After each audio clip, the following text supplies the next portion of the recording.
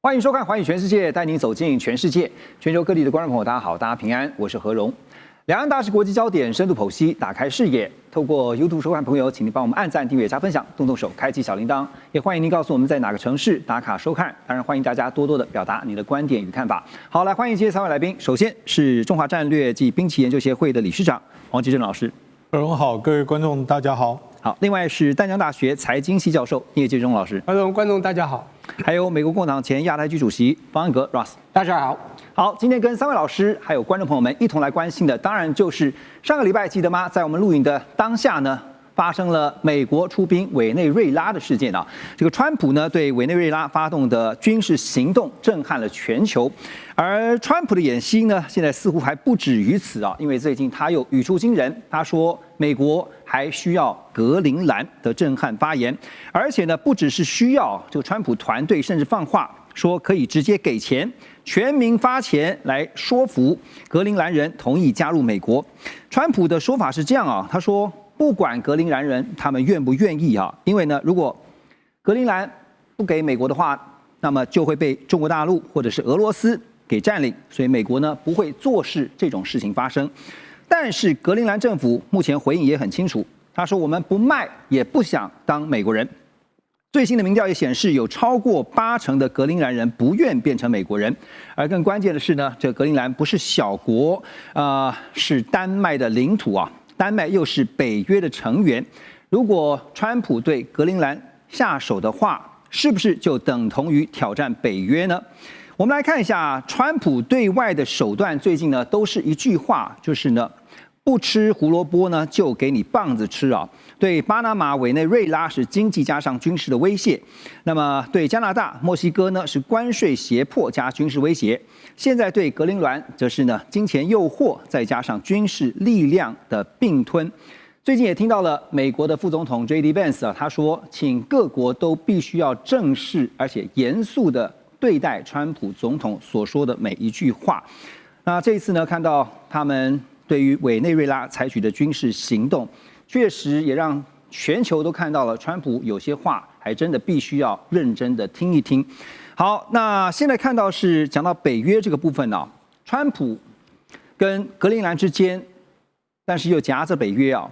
我记得上礼拜黄老师我们也特别去提到了委内瑞拉当下被川普的这个三角洲的部队这个进入之后，那么没有想到在2个多小时，这个总统就被逮了，然后呢立刻就送出委内瑞拉的境内。好，那您觉得川普接下来要怎么处理格陵兰的问题？川普对于格陵兰的这个兴趣啊，在他很早我们就讲说当选以后吧，就已经讲得很明白了。而且不是只有格陵兰，包括加拿大作为51州，包括巴拿马运河。那现在在他的国家安全战略公布了以后，更明显的就是美国本土，另外就是拉丁美洲。对，换句话说，这种扩张型的这种可能的孤立主义确实在成型当中，它基本上跟它的国家安全战略是同步的。那格陵兰总共只有差不多估计5.7万人。那么对于美军如果要进去接管，它本来就有美军的这个太空基地在里面。如果用强的就用豪夺的方式、直取的方式，事实上也没有，格陵兰基本上没有力量来反抗。那他就可以长驱直入。但是动用棒子不可能吧？那不用棒子的话，就用软的利诱。对，又利诱。利诱的话，你总共可以花多少钱嘛？5.7万，每个人100万美元，也不过就这些钱。对，也就这些钱。那这些钱，黄仁勋缴的所得税就可以 cover 了。不需要美国政府出钱。那么，所以我觉得基本上是一个原则的问题。第一个就是你对北约的同盟国动手那而不是经过协商。对。尤其是宗主国所谓丹麦，不同意的情况之下，当地居民不同意的情况之下，你不用谈的方式，不用缓和的方式，要采取硬的方式，能不能接受？会不会影响到？美国可以说直接进入委内瑞拉已经破坏了很多规则了。对，然后甚至是他过去自己倡导的规则。那么现在又对自己的同盟国采取这样子的手段，那它的影响就不只是丹麦，而是整个北约、整个欧洲，甚至所有全世界跟美国号称是同盟国的或是伙伴，都会有影响。北约会坐视不管吗？北约又能怎么样？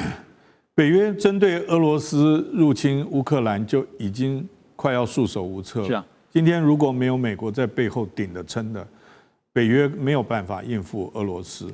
那你现在再加上一个挺你的人要你的地盘你愿不愿意给？我讲的意思就是说，现在的北约、现在的欧盟基本上是被双方挤压。一个是侵略乌克兰。另外一个是自己背后最有实力的盟友要跟你要东西，你给不给？所以它是双重夹击，在美俄之间双重夹击。那么这也就是为什么现在目前还在喊话阶段，白宫讲的话太狠几乎没有转圜余地，算不算极限施压？最后是不是这个喊话只是他的手段之一？他最后要采取什么样的行动？我觉得还要一段时间酝酿。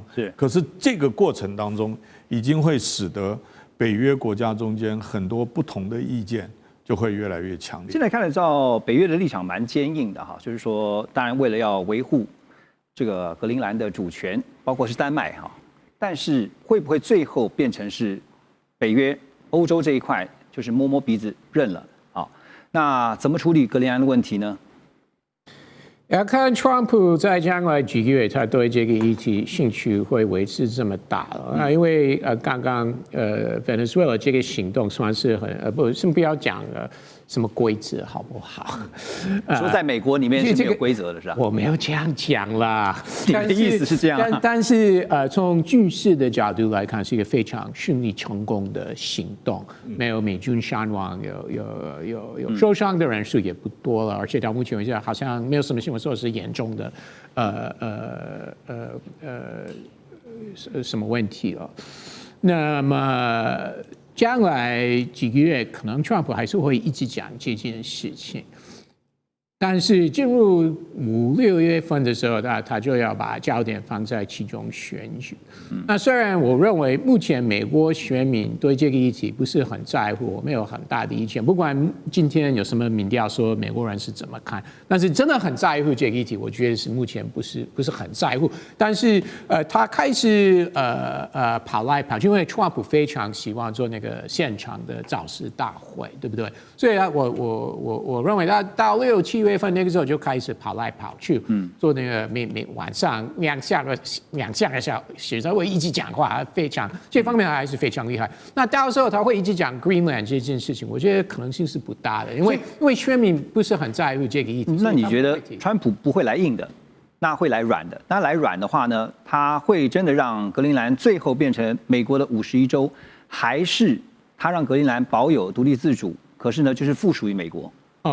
无锡就是不可能。OK， 这是不可能，这个国会肯定是不支持了。就像 Puerto Rico 或关岛，这个还是要给他们特殊的status 跟地位了。但是看起来川普不会放弃，所以即使在将来几个月他一直讲，然后中间时间为其中选举暂时不讲，那到明年初没有连任的压力，也没有其中选举的压力。那或许如果这将来几个月没有处理好，那到明年初还会开始再次提这件事情。好，现在欧洲的反应我们也来看一下，欧洲这次反应很不一样就是像法国总统马克宏呢就痛批川普说这是新的帝国主义。德国总统也发话了，这施坦迈尔他用罕见严厉的语气呢批评美国正在摧毁国际秩序，也呼吁各国不要让世界成为一个强盗窝。大家也想说，欧洲这次不忍了，因为呢，这次真的是把欧洲给惹毛了。这个美国扩张的目的呢，现在瞄准了，就是刚刚讲说，欧洲盟友也被牵扯在内。川普呢，当然也说呢，他话说也得很直，他说我不需要国际法，唯一能阻止我的只有我自己的思想，真的是狂言。那美国最近内部其实也出现了一些极端分裂的情况哈，当然也让格陵兰人看在眼里，就觉得如果有一天成为了美国人，会不会跟他们一样？我们要说的就是 ICE 啊，是美国移民和海关执法局不顾地方的反对，他们派人到明尼苏达州啊去扫荡非法移民，结果在一场事件当中就击毙了一名白人女性，那反而呢加大争议。大批的民众要 ICE 滚出去啊！外界更是担心会不会重演之前所发生过的弗洛伊德之死啊 ？Russ， 我继续请教你啊，这个事情会怎么样？会不了了之，还是？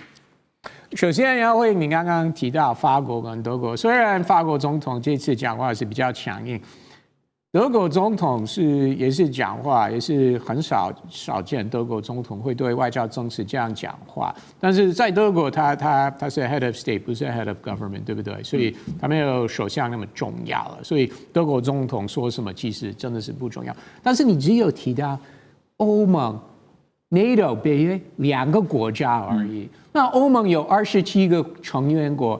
北约除了美国之外，一共是32，所以除了美国之外，有31个会员国。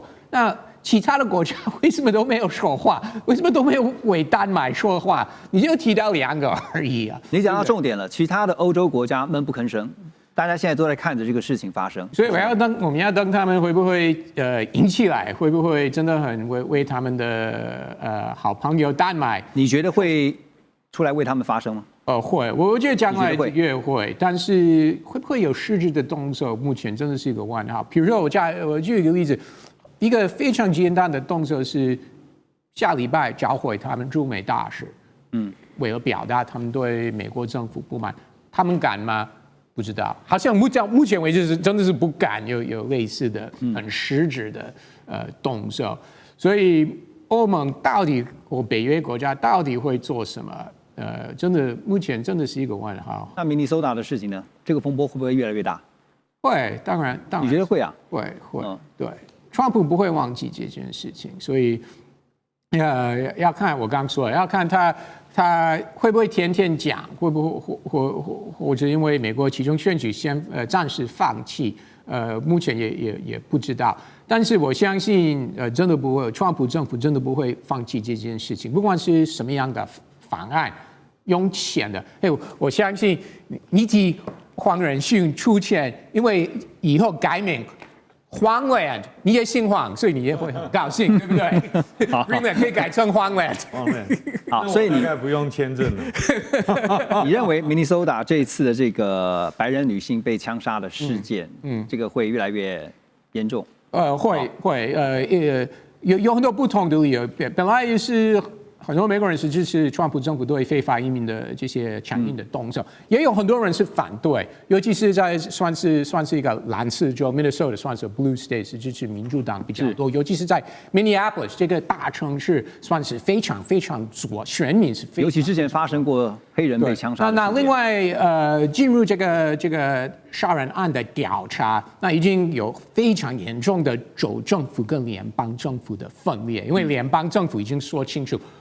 地方检察官，我们不帮你啊，什么资料啊，我们都不配合了，所以你要对这个联邦执法院进入一个调查，我们帮不了，我们非常反对，所以这个真的是很少见，有州政府跟联邦政府有这么强硬的这个不同意见，所以。从这些事件也可以看到，说现在你比如说美国内部，它自己有自己非常严重的问题哈，中央跟地方，就是联邦政府跟地方政府、地方州政府之间有很多的冲突。好，那格陵兰人看在眼里，除了这个格陵兰以外呢，加拿大人也看在眼里啊。现在加拿大也非常的紧张，为什么呢？因为地缘政治可能会出现一个关键的变化。如果美国把格陵兰拿下来以后啊，为什么？因为加拿大呢会被美国从北极方面呢完全给包围。所以前加拿大驻联合国的大使叫李博，他就警告，他说川普根本不把加拿大的主权当一回事。川普先前就说过，加拿大可以变成美国的第51州。那现在加格陵兰呢？哇，现在52州。当然，这个 Russ 刚才讲说不可能啦啊。那现在加拿大军方也已经讨论要建立40万人的民防部队来因应外来威胁，而加拿大总理Mark Carney。他即将要访问中国大陆，在这个时间点也特别令人玩味。好，所以川普把盟友们特别包括北约的也好，现在连加拿大也好，搞的是天怒人怨。那会不会逼使美国的盟友？聂老师觉得找新靠山，然后呢，甚至反正这个敌人的敌人就是朋友，我就有可能转而跟中国大陆这边建立更紧密的关系呢？好，现在美国真的是内忧外患。内忧刚刚讲到的这些使我想到拜登的时候，弗洛伊德事件，现在有米索达这个移民这个妇女这个被枪杀的事件。那我们讲这个外患哈，我们讲外患为什么要这样叫外患呢？因为我们非常清楚啊，我们人也一样，国家一样，其实有两个东西非常重要，但这个东西这两个东西，这个人都一直在突破它，一个叫法律，一个叫道德。什么叫国际法？是大家定出来的，但是他说我是定义是由我来定的，我说什么是国际法就什么国际法，这完全没有法律基础了。第二个呢，道德观，我相信现在一个一个跳出来讲话都跟道德有关。你不管是法国、德国那些小国，他怎么敢讲呢？他一个帮派里面他有层级之分啊，小弟们他不敢讲话的，他就大哥发声就好。这里面当英国不发声，因为英国也比较特殊啦，他跟美国关系以及他也不是欧盟国嘛，他也脱欧了，甚至欧元都不使用。好，我先不说这些东西，我要讲的是说，他今天要并格陵兰难不难？太容易了，讲不然他有军事在那边，格陵兰不过58000人，这么小的地方，整个台北市只有一个人，他40平方公里里面只有一个人，200多万平方公里的这个土地只有5万多人。那么冷，靠近北约，如果地图放大放平的，看起来比美国还大，你知道？当然它没有美国大，只有美国1/4。现在一个重点就是他拿不来，他为什么要拿？稀土嘛，他一上任就看到了，他自己产180万吨，格陵兰50万吨，他早就觊觎他，早就想拿了。当加拿大有80万吨，当加拿大要拿加拿大的理由很多啦。当他能够拿它变成51州，那美国可能就更稳了。不管是各种这个理由都有。我现在讲拿下加拿大也不难，你看卡利当时抵抗他的关税多么的抵触，最后是不是也是臣服了？因为美国力量真的很厉害，他就3个霸嘛，霸权十足，霸道行径，霸凌其他的国家。我先讲一下，世界上有一个叫做联合国，联合国做什么？维护各国的主权。刚刚一直提主权，不管大小国家都要维护，但是唯有在主权平等、互不干涉之下，小国才能生存。讲不完谁来维护？以前大家认为这个有军事、有美元来维护都算了，我们就有你美元，有你军事保护。但是还有一个东西叫正义，还有一个东西叫道德。我刚刚讲到，我跟你讲，正义还有要让人家信任，这个东西这样一下子瓦解了。小国还是不敢说，他要找替代品，就是你讲的，他会不会绕道去找别的地方释出善意呢？不管是小国，甚至欧洲这些国家，他已经对美国已经没有信任了。这时候他是不是要找一个保护的替代品？因为看起来中国就是唯一能够可能未来跟美国抗衡的，不管在军事科技，但是有没有强到这样，我们不知道。就他要找到未来的替代这个保护的这个护主呢，必须要强而有力的一个基石。所以呢，你必须让这个小国认为长期可靠。目前呢，我们知道世界上你不可能啊，好像说历史从以前就这样，中立是不可行的啦。我们虽然允之绝中，我跟你讲，你互不得罪，最后就会受伤。你一定最后押宝，以前押美国，就会发觉押错了。我跟你讲，未来就会慢慢押过去。就你刚刚讲的这件事件，从这一次的跨国这个元首绑架事件，你看到这个人为的黑天鹅会造成全球真的，我们讲小国一定会，只是不敢发，一定会向中国靠齐。但是加拿大。这个欧洲它有不太一样的肤色和人种，还有它的历史渊源，但是在道德法律之下，我觉得商炮就像2战一样，讲嘛，俄国是跟这其他国家一起打德国的，这个是有机会慢慢靠过去。只要中国一直忍，一直释出善意，一直用其他友邦，不管在军事或者贸易上，尽量做自由贸易或者军事合作，我讲美国就被出局了。这次美国委内瑞拉事情，其实也让大家再次的看到，在国际上的现实啊，就是比谁的拳头大。而且如果刚刚听到那个聂老师的分析啊，确实感觉蛮悲哀的。如果连美国都带头不遵守国际法的话，那其他的国家需要遵守吗？我们休息一下，马上回来。2025全球局势必须关注，中美赛局牵动地缘风险，连带影响台海两岸未来。环宇全世界，关心全世界，权威分析，专业观察，客观立场。每周6日，请您准时锁定，一同关心全球大事的瞬息万变。欢迎回到《环宇全世界》。在委内瑞拉的事情爆发之后，现在看到呢，下一个除了紧张的刚刚提到了，除了有格陵兰、加拿大之外，现在大家也看下一个目标会不会是伊朗啊？伊朗最近啊，整个局势可以说是急转直下。这个在伊朗呢，火药味浓到不行。伊朗境内到处都有民众的示威抗议，更传出有城市已经被抗议者实质给控制，民兵指挥部被烧，全国罢工。而伊朗政府呢，更是直接说要断网断话，因此而造成的死亡人数也不断的攀升。在这个时候呢，美国特种部队也被直击出现在中东地区，更有美国军机出现在荷姆兹海峡。川普也公开的呛瞎喊话，他说，如果伊朗用暴力镇压示威民众的话，美国将不会坐视不管，会狠狠的打击伊朗。伊朗官方则反控，这不是单纯的民怨，是境外势力在操盘的颜色革命。好，现在看到有点熟悉啊，因为我们刚刚提到了委内瑞拉。那这个手法呢，是不是就一开始啊，像委内瑞拉是先扶植流亡势力，然后制造街头动乱、经济封锁，再来是军事恫吓。另外，在伊朗呢，现在也看到了最近这2天，流亡在美国的王储他跳出来号召民众上街举行全国性的示威，也看到了美军快速的集结，然后白宫方面高调的警告，这一套剧本就是掀起内乱。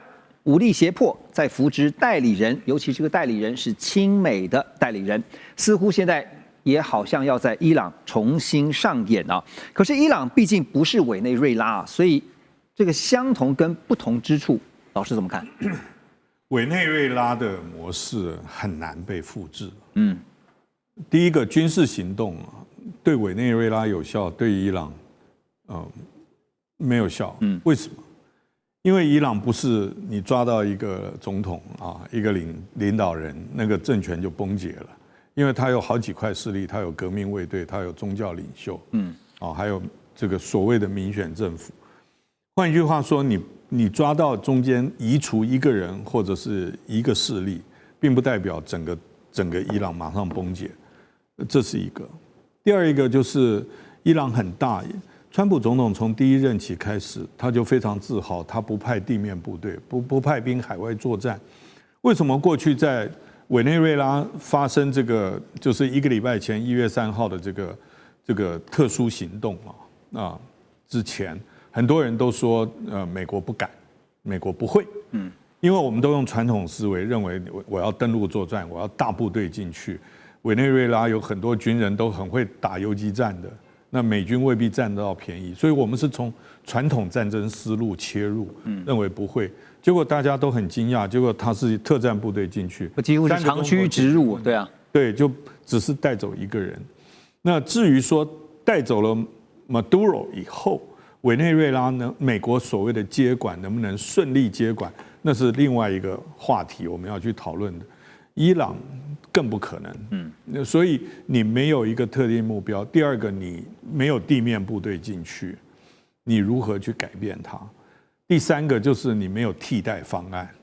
那个 Reza，这个就是原来巴勒维国王的后裔啊，他在海外是一个流亡，在伊朗内部也没有那么多的支持者，所以他是一个几乎无法取代的。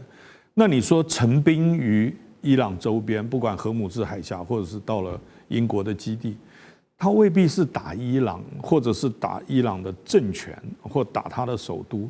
他有可能是把伊朗有2种事情可以做，一个就是打击伊朗所支持的境外势力，去剪除它；第二个就是切断伊朗对外的，这等于经济上面，再把它的包括伊朗已经被禁运很久了，那他再把这种所谓的地下经济，或者是搅乱他的这种所谓的非法所谓抵抗制裁的石油，也就是加强这个威慑的力道，等于是再把它紧缩一点。伊朗已经被制裁很久了，所以伊朗它现在不是说你一个震撼疗法它就会崩解了，它已经承受它的那个抗压耐力已经是全国性普遍性的在承受，所以很难用一招去做解决。老师提到的替代方案 ，Russ， 你觉得这个替代方案就是现在似乎要把目前执政的神学施政权给推翻啊？但是你觉得第一个推翻得了吗？就算推翻了，刚才黄老师提到的替代方案，就是巴勒维王朝现在流亡在美嘛，有可能回来复辟吗？推翻的确是很难。我们可以参考过去10几年的经验，那伊朗爆发这个街头抗议的活动，而且规模很大，已经有很多次了，在最近10几年，真的是很多次，而且是不同的理由，偶尔是因为反贪污，偶尔是因为经济状况、通货膨胀，偶尔是因为年轻人对政府是镇压的，不管是文化方面，我要女性穿衣服相关规定等等，就上街头抗议。但是每次有这个大规模的抗议活动，这个政府还hold得住他们的政权，但是这个也不等同是完全没有推翻的可能。毕竟1979年伊朗政府被推翻了，所以也是有这个潜力。当然要看美国介入的程度是如何，然后周边的国家，俄罗斯、中国会不会来帮忙他们的这个好朋友？这个也是值得关注。对，你刚刚提到了几次的颜色革命啊，包括刚才提到60年代哈，就是有白色革命嘛，70年代末我特别查了一下何梅尼的这个黑色革命，然后呢又有伊朗反对派曾经发动的绿色革命哈，所以它有好多次的颜色革命。那但是这次如果真的被推翻，你刚刚说很难哈，但如果真的被推翻，如果要让流亡在外的那个王储来复辟，有可能吗？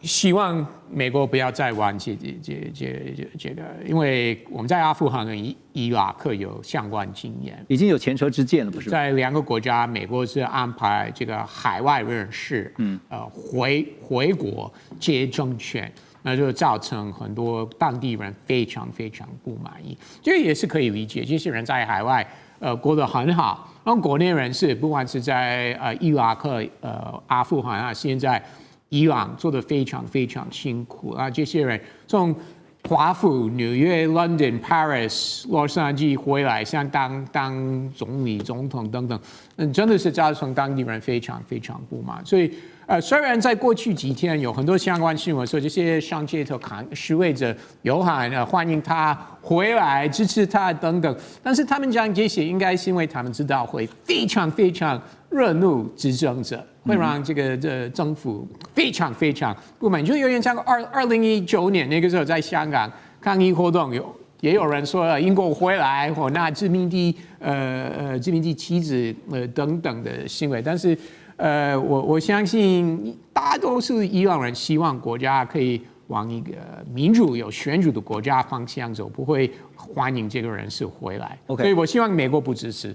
好，你希望美国不支持，我就要拉回来问你这个美国人的想法哈，因为我们刚刚讲到了阿富汗也好，伊拉克也好，其实美国都有前车之鉴，尤其还深陷在阿富汗有20年哈，最后你看到也是撤军了哈，所以我的意思是说，有了这些前车之鉴之后，现在在处理伊朗的问题上面，美国会汲取什么样的教训？他会怎么做？当然，美国是可以提供各式各样的支持，不管再次轰炸。军事设备，这个也是一个选项。那做什么网络电子的动作，也是一个选项。就是要逼神学士政权下台。对，没错。但是我还是相信川普会尽量避免派地面部队，进入伊朗。这个川普知道。美国人完全不支持，完全不支持。因为派地面部队还有一个重点是，美国军队可能会有伤亡，是没错的，是吧？好，那所以现在看到，我们毕竟说伊朗跟委内瑞拉是很不一样的，不能够拿来做类比哈。早就不是什么单打独斗啦，现在也因为这个元素呢，也看到伊朗的战略地理位置还有石油能源，对于美国来讲也是看在眼里，是很重要的。好，所以这个时候其实。不只是美国，包括连中国大陆，包括连俄罗斯呢，都在看中东未来接下来的局势是如何。所以这个时候，中国大陆所主导的金砖国家已经展开了相关的军演，那伊朗呢也已经正式派兵参与啊。土耳其左翼政党更是直接抛出了一个叫做土俄伊中联盟，认为可以阻止美国的扩张，而且避免战争。但是其中充满玄机的是，早在去年。2025 12月，土耳其、俄罗斯、伊朗就已经在土库曼举行过罕见的峰会，所以拉回到这个联盟，就是这个新的阵营啊，土俄伊中这个新的阵营有可能成型吗 ？OK， 我觉得这个很有趣啊。我先讲一下，刚刚委内瑞拉这件事件这么的成功完美啊，但我觉得它是短期胜利。它胜利在我刚刚有讲到，就是它主要还是最强就是 CIA，它的情报员甚至可以利诱他们的这个叙事会长这些，才有办法能够不伤一兵一卒。你刚讲成功完美，可是我觉得对长期不是这样，它是一个成功完美是现在短期的，但它未来会失败惨烈。它长期我觉得会失败惨烈，就是因为刚刚讲的法律线、道德线全部突破了。但讲伊朗这个地方，我先讲一下，伊朗大家都还记得吗？去年2025年嘛，哈，6月20号不是一个 GBU 的57的钻地弹炸下去吗？请问全世界谁发出声音呢？它地理位置的确重要，而且它的不管油或者基础建设跟中国的关系这么紧密，中国有讲话吗？也没有。这次委内瑞拉，他事后是有讲一些话，也不敢在很多的这个情势上，大家也觉得中国没发出声音，其实中国都有在发出声音，只是他不能动作。我觉得他必须私底下在运作其他的氛围。当然，现在哈，我们都知道，全世界要维稳世界秩序的国际这个 game rule 只有一个地方，应该是联合国。但现在不是，看起来就是美国老大说了算，全部由美国来做主。联合国算什么东西？在他眼中就这样，他可以到联合国啊，人家限制他时间，他可以讲很久，然后骂每一个元首，你就知道美国在里面做什么。好，重点来了哈，对不起啊，我们不管这美国人在这边，重点就是现在当你让很多的小国恐慌的时候。刚讲的嘛，他是不是要去找新的这个替代性的保护主？这时候是不是想到第一个可能是中国？但中国力量够不够？其实他如果真的动起来，美国也是会怕。但是看起来他一直在忍，这是中国的这个儒家习性。但中国不是傻瓜，我觉得最近啊，您刚讲到这金砖四国的军演，我不太想用金砖四国这个名称，这绝对不叫金砖四国 ，BRIC，I 也是印度嘛，哪来的这个印度？没有，巴西也没有在里面。我跟你讲哈，你讲的 CRINC 我倒能接受，当然 CRINC 在他们叫做这个邪恶轴心 ，CRINC 是什么？大家知道 China 第一个嘛，在前面 Russia， 最后 I 是什么？这个才是 Iran 嘛。然后 North Korea 也有可能加入啊，这有核武的国家。讲不好听，这次还有土耳其加入。我讲，因为土耳其军事实力也不差，他以前这个奥图曼帝国的时候，在12世纪也这样的厉害，对不对？除了打不过这个东方的这个元朝金人之外，在西方他全部征服，这个也不能小觑。当他们一结合的时候，我跟你讲，军事力量就算美国花最多，现在要1.5兆美元去做它的最大的军事盘算。它胜过了其他2到10名，可是这4个国家一家总，我跟你讲，绝对不输美国啦。更何况就算把别的都拿走，就剩中国好了。各位，中国的实力是突飞猛进，是直线上升的哦。美国所有东西都是老旧思维啊！你看 F-16的战机里面的导航系统等等的 ，F-35里面的稀土所需要407公斤的这个稀土，以后拿不拿得到？是所做的东西，制造业已经空洞化，未来怎么去造这些东西，花再多钱，它会4倍公办。而中国相反的，成本低，会事半功倍，量产，成本低，质又好。我跟你讲哈，我们讲别的拿掉，中国都有可能赢。而现在一联合起来，我跟你讲，美国就出问题。既然你问的是说会不会擦枪走火，我倒觉得还是不太会了。因为我想问老师的是说，如果按照这个逻辑的话，说美国跟以色列如果没以联手，然后在中东假设真的对伊朗动手的话，那中国大陆跟俄罗斯会怎么跟？好，美国方面来交手。你看 GBU 57他做了，那时候他在这个加拿大开不是那个 G7 峰会的，马上就说我有重要事情回去，说2个礼拜要决定一件事情，2天就去打。他真的是很大胆，他就是抱着一个说我太自信了，没有一个人敢惹我，我做什么你都会怕我。可是他现在在怕中国。你自己去想啊，多少次他帮他4月还要去见中国，中国现在已经准备不跟他见面了嘛？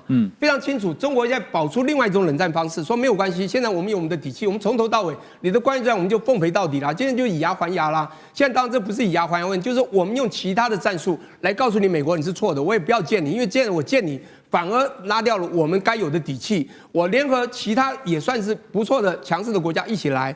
我觉得就是他真的打，这个重点就是他会不会打。他现在做到这个，就让你做恐怖平衡，他不敢打，因为打到伊朗对中国是一个大伤。但在现在他去打伊朗，中国还是不敢马上崛起来去跟他对打，他必须先把其他的阵脚稳住。如果他们3号有一定的联合的机制，说不好听，他们也要必须做沙盘推演。是，当美国打进来，他们因为美国还是很厉害。你刚 CIA 当时钻地弹之前的时候，他多少个研究员，核弹研究员，多少个高阶占领都被精准打击啊，讲不好听，这都是 CIA 去搞的。我讲不好听，反中情势这个反送中都是这样子，才能里应外合嘛。我觉得美国这个情报单位是的确可以让人去训练啊，这个是真的是很有一套。他不但是收集情报，还做假情报嘛，他做假情报第1名的嘛，不是？2005年，2003年2月5号，Powell不是拿了一个假的东西，说毁灭性化学武器，我们找到了。反正就这样子，现在不需要了，也不需要做假经贸，由川普一句话就可以打人，知道吗？对，从这个聂老师刚刚的分析，其实是可以理解到说，美国它擅长它的强项是在于说快很准啊，它这个速战速决。但如果这个冲突一旦进到了延长赛，也许就不一定能够占得了上风。我们休息一下，马上回来。2025全球局势必须关注，中美赛局牵动地缘风险，连带影响台海两岸未来。环宇全世界，关心全世界，权威分析，专业观察，客观立场。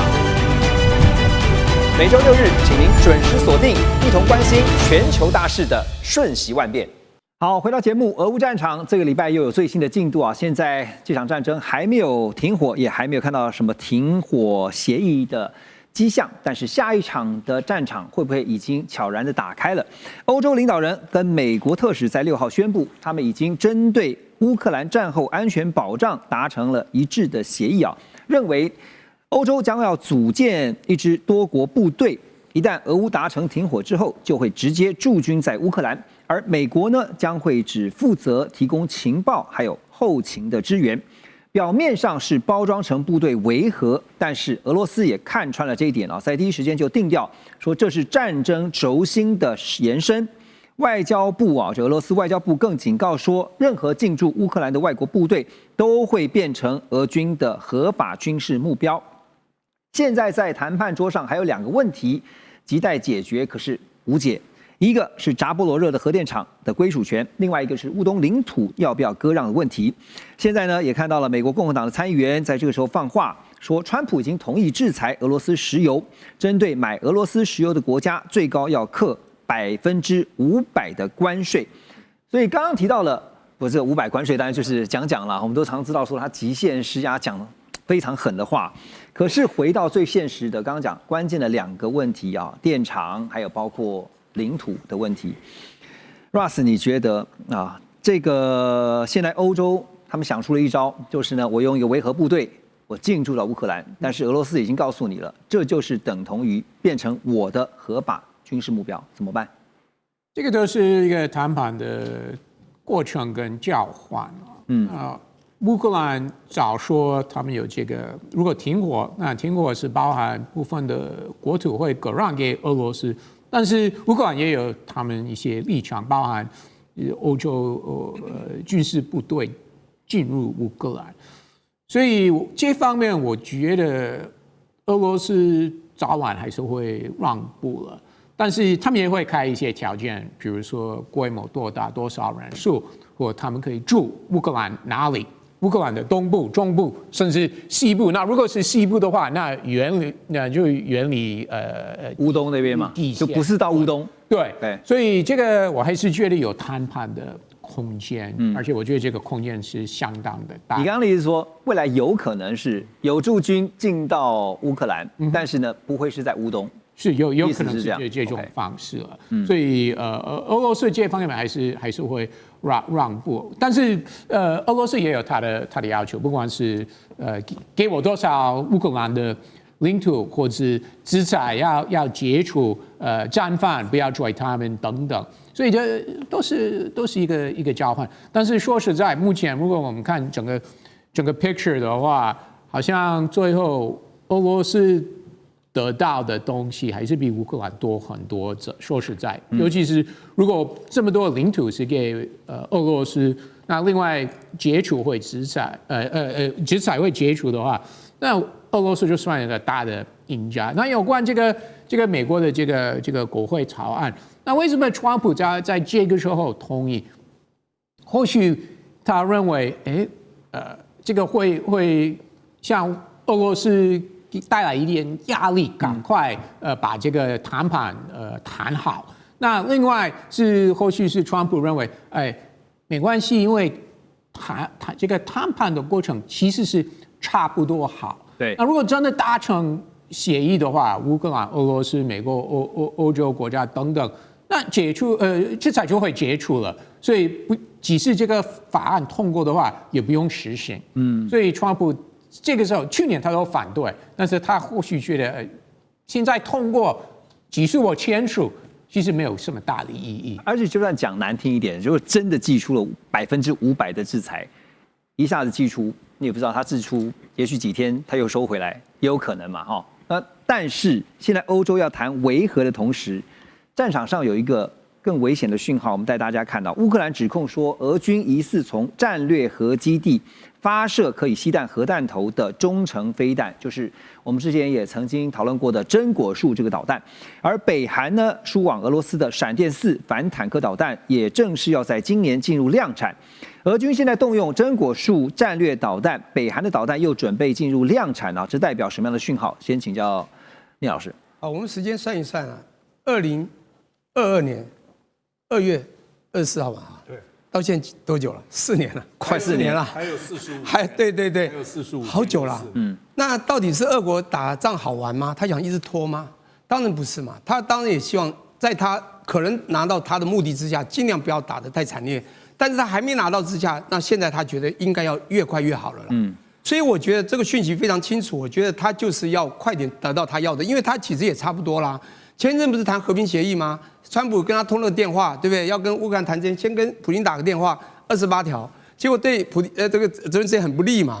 欧洲帮他讲话，搞出了20条，到现在还是没有成功，怪了啊，对不对？所以就是俄国没有拿到他要的啊，这个领土的这个放弃的部分，乌克兰还是不放嘛。而且还有一个很重要的是，刚刚Ross讲的经济制裁的部分。对经济制裁好，当然经济制裁是他后续啦，就是说他这个28条里面包括以后经济制裁要放松嘛。对，当然讲那个关税这个，我觉得都不用再提，他的喊都是喊价，他的目的，他只是他的手段工具，他达的目的当然就是他要拿到川普要拿的东西嘛。那今天讲到一个，大家还知道，刚刚讲到这个是比较特别，叫真果树啊，不是真假，真木字旁那个木琴真。这个真果树呢是有这个可惜核弹头的中程飞弹。有核弹头，听到核弹，你大概就感觉不一样，一砸下去可能就这种菌种那种爆起来，有威慑力，史上非常可怕的。那在这个之前，他在这一年也打了一个东西，大家应该也知道，它叫什么 FAB 什么东西，地狱飞弹嘛。大家有听过啊？就滑翔翼加上制导系统的地狱飞弹，它不是在这一年不断的攻吗？这个可能成本低一点，它一打下去也会有巨大的弹孔啊，也有一点威吓效力啊。而且它也是一个先进多平台多目标的一个精准打击的一个这个飞弹。那这样子已经让它步步为营啊。其实它已经攻进了，我觉得差不多1/5这个乌东的这个地方。可重点呢，你会发觉，当乌克兰从好听讲，它还是有它很强的意志力啦。但当靠乌国一个国家是不够的，它背后早期有美国嘛，美国还是有武器会输入嘛，当然会打得越久越惨，就是消耗战。那当然也还有北约这个 NATO 这个会不断的有声音啊，最少精神上啊，不管说军事武力有多少，经常会支持你嘛。我刚刚很赞成他讲的，我也是这样想。这北约要进驻他这个地方，不管用任何方式，因为他的和平条也有讲，北约以后不可以进军嘛，甚至他限缩他的军力，对不对？你进军他不可能在东边呐，他一定是somehow的告诉他说，我还是支持你。可是你知道，当时俄国会打他，最主要的讯息就是你武器不要东扩。北约你不要给我想要加入嘛，你北约不断要来，当然他就会锁定可能是这样的目标。我的意思说，他当然你说这个意义在哪里？当然我觉得他除了这个您刚讲的这个，还有包括真果树，还有这个北韩要支持他的闪电4之外，我觉得还有我刚刚讲的地狱飞弹等等，他就是要希望尽快的达到他的必胜，然后他的必胜下面就是他有一些包括他和平谈判，他愿意承受的拿到的东西要拿到。对，我觉得是他现在想要做的东西。我们现在看整个局啊，就是把态势都拉高，但是呢，就是回到谈判上面的话，我怎么样能够争取更多的筹码？这场战争，当然大家也看到了，刚刚提到还有45天呢，真的是快啊，马上就要4年了，打得还真久。这场战争当然也改变了整个战场的态势啊。怎么说？因为像是乌军的 F-16的飞行员就坦白告诉大家说，北约的教范根本不适用。还有呢，尤其在无人机的攻势上，乌克兰大量部署了成本只要$1000的拦截无人机。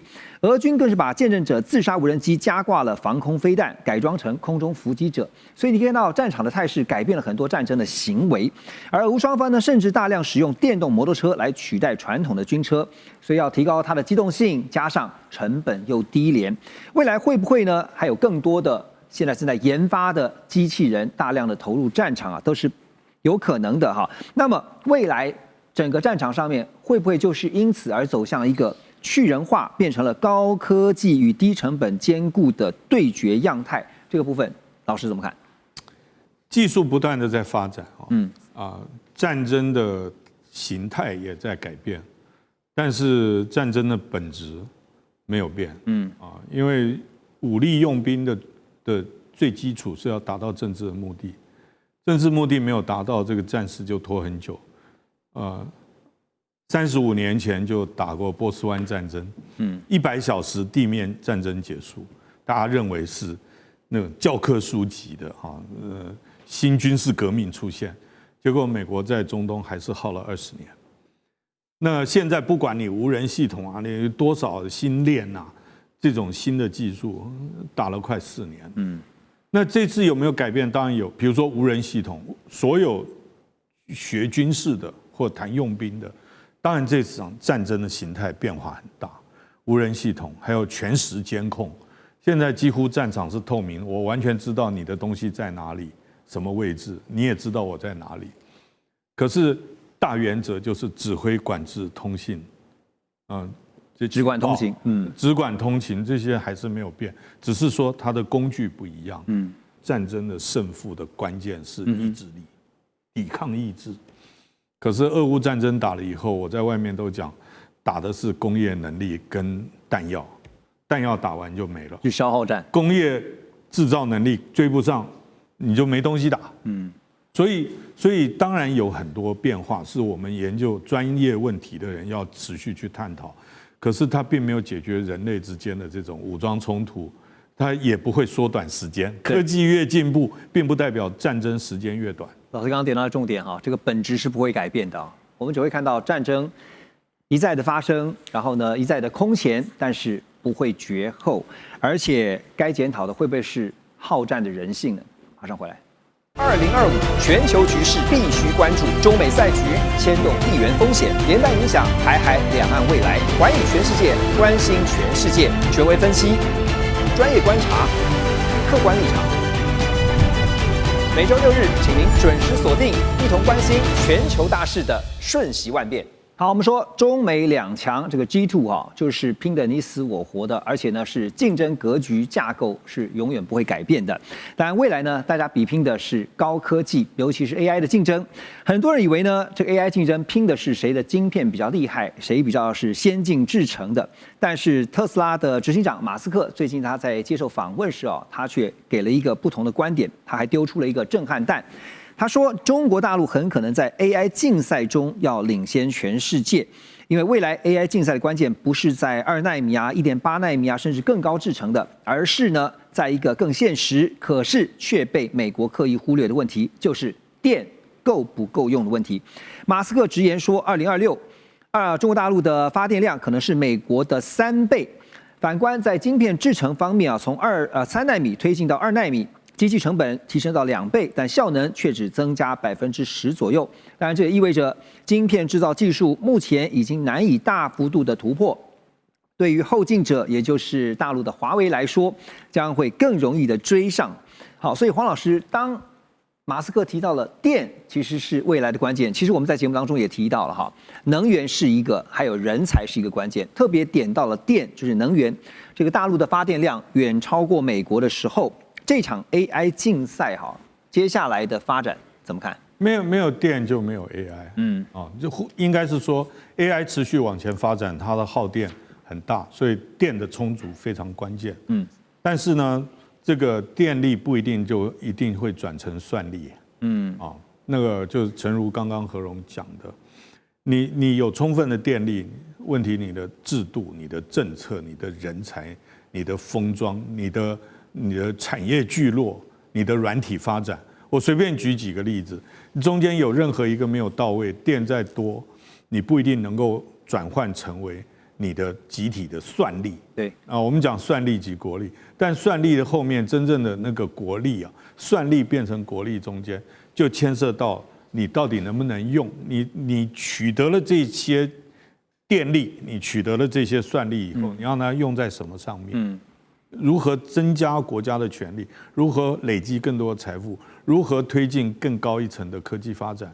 这一些很多跟人有关，跟人才有关，所以它又牵涉到人口结构的变化、教育政策。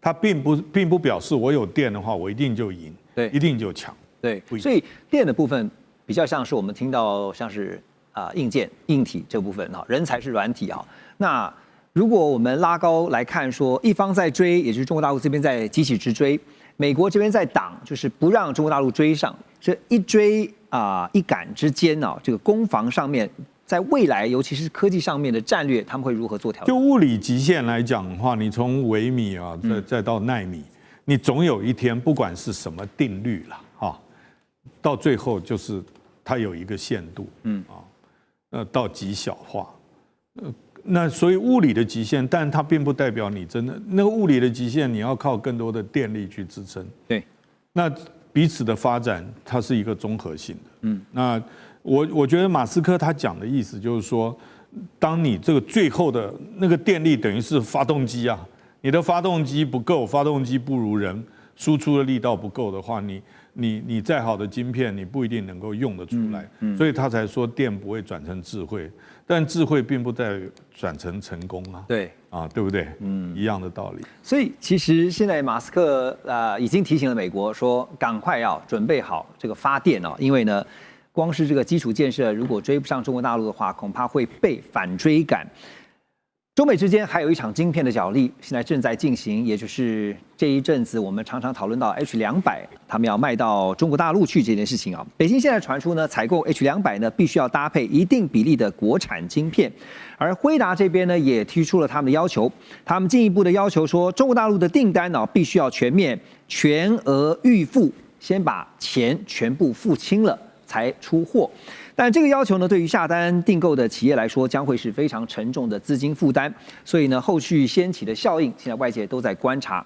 怎么看呢？Russ， 你觉得一方面北京要求 H200你要卖到中国大陆来，你必须要搭载就是说搭配我们这个国产晶片，而辉达这边也出招是要全额预付中美各自背后的盘算。中国要本地企业多购买国产晶片是可以理解，毕竟他们希望以后最新的最关键的科技是中国制造的，不是购买美国的，所以他们有这个要求，这个政策是可以理解。但是同时回答有这个新的条件，要全面预付，也是可以理解。为什么呢？因为他们也怕，明天中国会不会突然改变政策？目前提出的理由是这个，会不会禁止你购买？而且辉达要开始资产的话，也有 cost， 对不对？所以他们不是他们的想法说，我们这么先。我们自己花钱啊，你今天说你要买，我们先花钱资产，然后你后天说你不能买，因为政府政策结果我已经做了。对，所以可以理解，而且预付的话，至少虽然汇达也没有缺现金，但是也可以中间时间赚很多利息了，所以这个也很聪明。而且万一中国改变政策的话，我相信到时候汇达不会第二天立刻换钱，可能会拖一阵子才会换钱给他们的这些中国客户。但是不得不说，因为已经有非常明确的声音，还是有美国国会议员今年想通过用法案的方式来。还是限制一些比较关键的最新的晶片出口到中国去。那假如说如果真的成案的话，那川普会不会使用否决权？目前真的是一个问号。不过现在就是看怎么谈嘛。那辉达说要全额预付，那中国大陆这边如果说要谈这个全额预付，可以啊，我国家当做后面的力量来支持你，可以啊。但是问题是你要给我更高阶的，有没有可能？难，我认为川普他的想法是，我已经让步很多，我已经同意H200可以卖到中国去。本来美国是限制了，我已经让步好大。那我觉得这是他的一个非常固定的立场，他会直接跟习近平说，对不起，我不会在这方面你要更高的科技是不可能。好，聂老师怎么看？因为其实中国大陆也很会谈，你今天要我全额预付可以啊。你给我更好的条件。不过我刚刚讲一下，那他真的是让步 H200嘛？大家知道才半年了，从 H20马上跳6倍算力到200。我跟你讲，他突然发现200没有什么，因为后面还有 Blackwell 那个数学家的名字，还有一个天文家的名字。对呀，我跟你讲，全方位6种东西组在一起，他发现跳太快了。我跟你讲，过明年之后 ，Blackwell、Rubin 又是我们谈的旧议题。没错，太快。我先讲一下，中国讲不好听，他所有的东西都是计划规划型的，所以他所有东西都不是口号，都是蓝图。我讲他的计划经济，大家知道，经济5年经济一直到现在有15要开始，每一次都超标。第二个呢，大家非常清楚啊，科技在中国制造2025，在2015写出这个文本，讲出3步走，用工业化、资讯化的2个重点走3步走，2025、35、45，推了9个任务，10个领域。第一个领域新一代讯息，当时走5G、6G，再来就是这个所谓的科技，包括航太，还有这半导体。各位想想看啊，中国当然不管从川普1.0版一直到这个拜登，华为被抑制的多惨，大家知道吧？好，但华为现在情况怎么样？越挫越勇，对不对？它甚至是全方位、多目标的去行进哦。它不管它私底下的这个，你看它在2012年的一个这个星光工程师所弄出来的，就是因为躲避制裁，去另外搞了一个这个子公司叫新凯来，大家都听过，它专门去搞半导体研发。这个原来是一个资讯通信的公司哦，这个也做。你知道华为里面有20多万的员工，11万多的硕博士的研究员。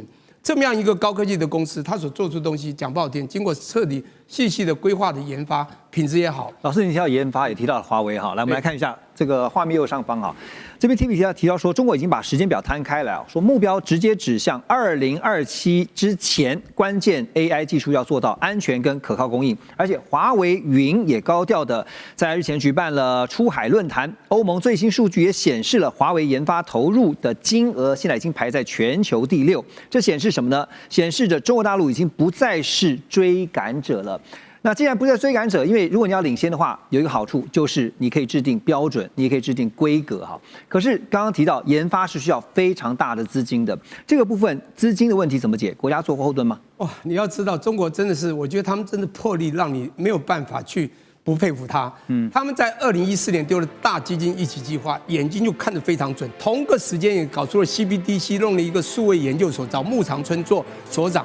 当时在搞 CBDC 也做得很前卫。